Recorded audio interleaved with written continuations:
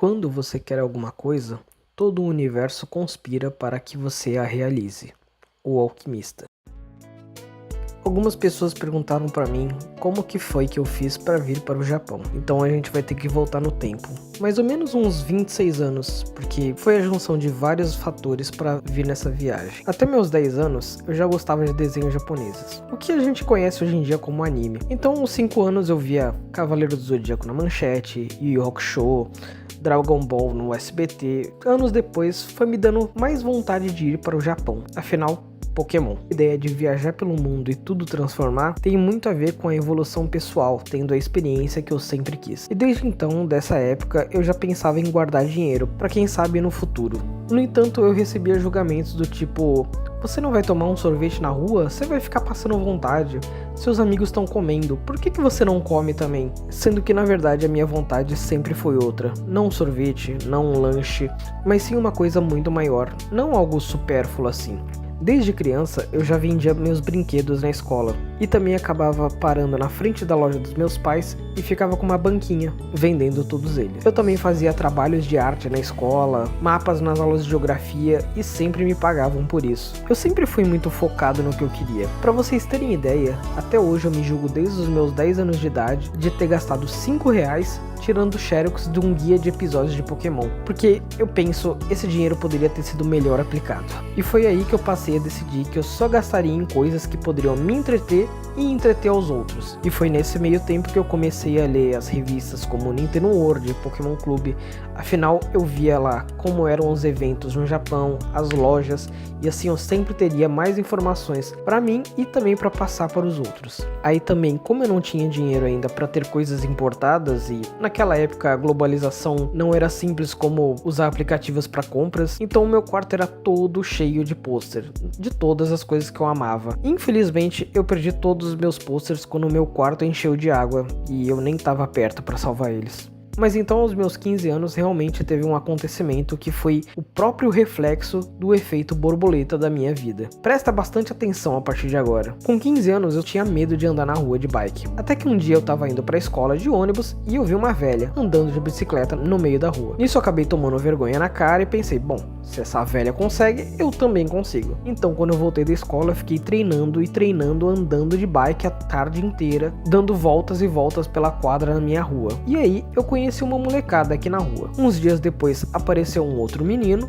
e foi aí que esse menino me apresentou pra irmã dele. E aí foi realmente amor à primeira vista. Eu fiquei gamado, pois ela também gostava dos animes tanto quanto eu e ela tinha acesso à internet, então ela sempre pesquisava e estava a par das coisas tanto quanto eu. E ela dizia que amava um desenho chamado Inuyasha. Foi aí que eu pesquisei sobre o hobby de fazer cosplay. E sim, eu acabei fazendo cosplay de Inuyasha para impressionar ela, até porque eu também me identificava com o personagem. Então eu passei aí em todo o evento de anime que tinha na Baixada Santista com esse cosplay de Inuyasha. Até que eu era figurinha marcada em todos os eventos e me chamaram para participar de um teatrinho para divulgar um outro evento. E nesse teatrinho eu conheci um rapaz chamado Taylor. E aí foi amor à primeira vista. Olha, eu dificilmente me dou bem com alguém, mas entre ele e eu, realmente o santo bateu logo de primeira. Eu senti uma energia legal nele. E eu vou admitir, eu vi o Taylor poucas vezes na minha vida. Acho que nos meus 36 anos de vida eu vi ele umas 20, mas eu lembro de cada vez sempre como foi, porque sempre foi muito divertido. Foram vezes a gente indo na Liberdade no meu aniversário, foi indo em evento merda aqui em Santos e ele tava gravando, indo em evento do lançamento de Donkey Kong Country Return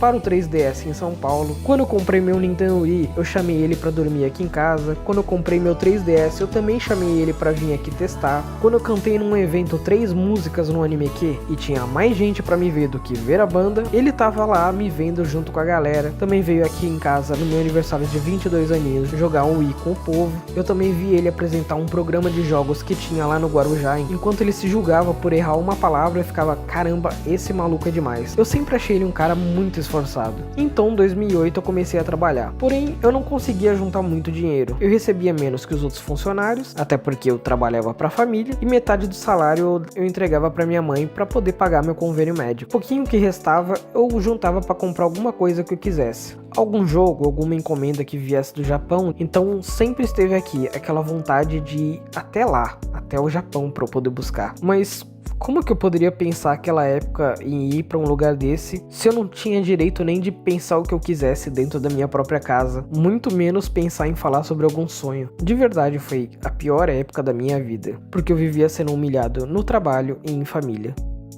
Então, depois de sair desse trabalho, eu comecei a juntar meu dinheiro desde 2013. Por indicação, eu fui trabalhar numa loja de games de camelô, comecei a fazer meu curso de web design que eu mesmo pagava. Inclusive, meu TFC foi sobre um jogo de 3DS, Kid Icarus Uprising. Fui trabalhar em telemarketing, fui gastando apenas vezes indo para São Paulo comprar coleções de mangás e coisas assim que eu sempre gostei. Afinal, se eu não podia ir até o Japão, era a forma de trazer ele até mim. Eu sempre ia e comprava coisas à vista, e eu levava tudo em moeda, porque aí o pessoal tinha preguiça de contar e até me dava um desconto pelo troco. E foi graças a isso tudo que eu comecei a estudar e comecei o canal em 2014. E nesses 9 anos de canal, eu passei esse período inteiro sem jogar nada. Afinal, toda migalha que eu ganhava, fosse publicidade ou até algum dinheiro, eu juntava ou revendia as coisas para exatamente ter algum fluxo de caixa, para eu ganhar alguma coisa. Enquanto as pessoas gastavam com rolê, bebida, lanche caro ou fazendo filho, eu me mantive centrado e juntando trabalhandinho direitinho. Enquanto minha mãe dizia, 10 reais não vai te deixar mais pobre, mas eu pensava, 10 reais pode ser usado para uma coisa melhor. Também até hoje nada de assinar streaming. Se eu queria tomar um refrigerante, era com refil do Burger King. Então é meio que por isso que sempre me viam nos eventos, porque eu tava lá para trabalhar. Eu ia, fazia a minha parte, voltava e guardava. E a forma que eu tinha de não gastar dinheiro, já que eu não ganhava nada com o canal, era tentar ter alguma relevância para entrar nas coisas que eu gostava de graça, como eventos, cinema e outras coisas. Se eu queria ir a algum show, então eu tinha que fazer parte da organização para entrar de graça. Se eu queria ir no cinema, então eu levava uma galera enorme comigo para eu entrar de graça. Se eu queria ler quadrinhos, então eu ajudava a carregar mais de 180 caixas de quadrinhos para ganhar pelo menos 2 quadrinhos de graça, a qual depois eu pego, junto, deixo no plástico e eu posso revender no momento que o quadrinho estiver esgotado. É uma forma de ganhar dinheiro. E depois que todas as minhas coisas foram vendidas, eu passei a ler apenas tudo em digital. Tinha vezes que eu ia só pra gravar e acabava revendendo muitas coisas pros inscritos. Eram as pelúcias, os quadrinhos, como eu disse. Chegou um ponto que eu vendi 99% de tudo que eu tinha. E foi graças a esse esforço todo que eu passei a ter mais autonomia para poder ir nos lugares. Afinal, eu tava vivendo de criar entretenimento. No começo era meio triste, sabe, revender as coisas, mas o que eu peguei e fiz, comecei a tirar foto com cada uma das coisas que eu tive para exatamente guardar de lembrança. Afinal, a gente não leva nada pro túmulo mesmo. Cheguei muitas vezes a revender até roupas que eu mal usava. Se eu tenho 30 camisetas, eu só tenho um corpo. Pra que eu preciso de 30 camisetas? Deixa apenas as favoritas. Aí entrava algum dinheiro. Festinha de aniversário, eu também evitava. Afinal, pra que dar mais custos em casa? Eu falava pro pessoal, se quer vir aqui em casa, vamos juntar, compra alguma pizza, alguma coisa junto e é isso. Mas entretenimento seguro em casa, jogando videogame, eu estou oferecendo. É o que dá pra oferecer. Inclusive no meu aniversário eu passei a ter o costume de pedir o parabéns incrível xará, o vulgo Pix. E olha, sempre ajudou bastante. Minha tia inclusive julgava, nossa, que vergonha ficar pedindo dinheiro, mas aí eu perguntava pra ela, tia, quer 500 reais? Ela, eu quero. Então, eu ganhei. Você não quer ganhar também? Todo mundo quer o bônus, mas ninguém quer passar pelo ônus. Sério, eu não sei se vocês sabem, mas o canal nunca me deu R$1 que fosse. Então, sempre foquei também em fazer meu roteiro, minha edição, gravar, tudo sozinho. Por isso eu sempre fiz de tudo pra mostrar o quanto eu sou esforçado, porque quem sabe, alguma indicação. Afinal, indicação é tudo nessa vida. E, infelizmente, não adianta eu ir em todo lugar, estudar, me aplicar e, como eu disse, eu não sou muito bom com pessoas. É difícil gostar de mim e eu sempre tive que fazer tudo sozinho. Até porque eu não gosto de pedir ajuda pros outros. Mas o bom é que nessa época do canal eu acabei conhecendo algumas pessoas incríveis que acabaram me apoiando bastante. Acho que talvez porque eles também são sonhadores no meio do entretenimento.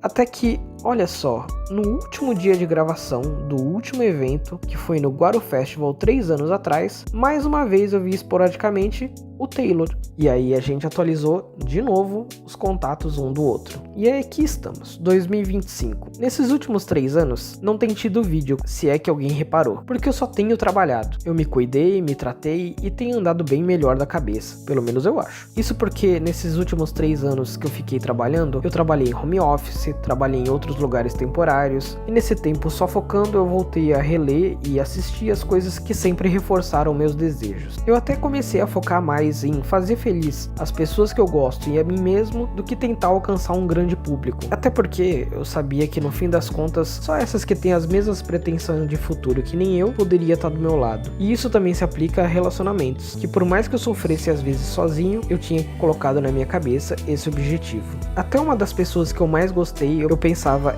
ela não vai estar lá junto. Então se tem uma coisa que aprendi nos últimos anos é focar em mim, meus objetivos e só nas pessoas que estariam comigo. Eu parei de buscar tanto fazer os outros rir, e sim a esses poucos que se mantiveram do meu lado todos esses anos. E como comecei a me aceitar um pouco melhor, eu passei até a raspar o cabelo. Não só por me aceitar, mas quem gosta de mim vai gostar até careca. E além do que, eu começo a economizar até no corte de cabelo. E olha, eu posso não ser grande coisa, mas deve ser muito triste não ser meu amigo próximo, porque eu sempre fiz tudo pra todo mundo andar junto. E então esse ano eu fui pra Espanha. Fui lá pra arrumar uma documentação, como eu disse em outro vídeo, mas enquanto eu tava lá, eu vi justamente uma publicação do Taylor lá na Universal do Japão. Eu falei com este menino maravilhoso em questão e ele disse, pô, a gente vai de novo em dezembro. Tu não quer ir? Isso foi em maio, então eu cheguei, já falei com meus melhores amigos e falei pra eles, vamos também? Liguei pra minha mãe e avisei, eu vou voltar, até porque eu não quero ficar nas custas dos outros lá na Espanha, sem poder trabalhar, e já que a documentação ia levar muito tempo, eu disse que eu ia pro Japão. E óbvio, as perguntas dela foram as mais idiotas possíveis. Como que você vai pro Japão? Eu, de avião. Mas com que dinheiro?